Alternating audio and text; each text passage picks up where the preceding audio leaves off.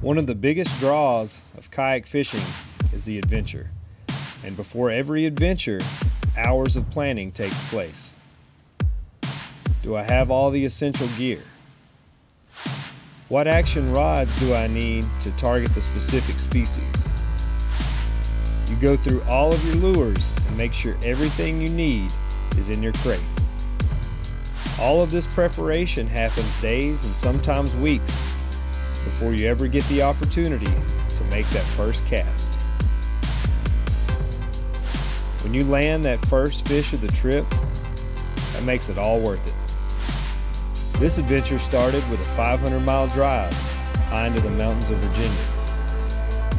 I spent days throwing big baits on some of the most pristine water I could ever hope to fish. All of this was done with one goal in mind: being able to get my hands on this powerful, prehistoric-looking fish of 10,000 casts. To find these fish, we did a 12-mile float on the Upper James River.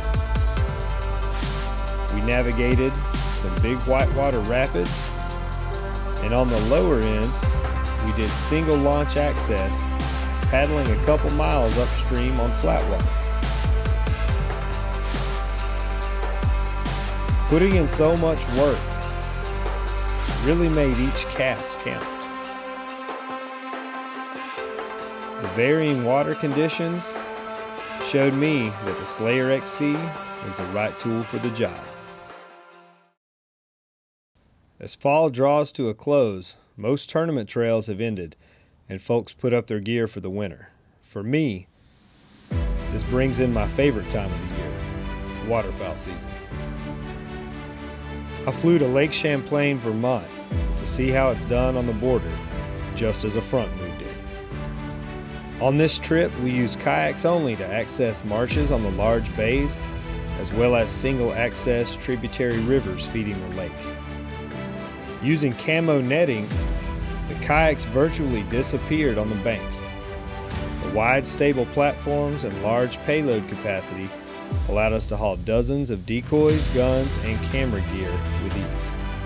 Picking up the spread on day one, just prior to the weather moving in, had us full of excitement for the next few days' potential. Day two took us into the marshes, as we sat watching over our decoy spread as the snow began to fall. Tucked back into the marsh grass, the circling birds had no idea we were there. Day three, the inches turned to feet. And what was just 2 days prior a clear river was now an ice floe.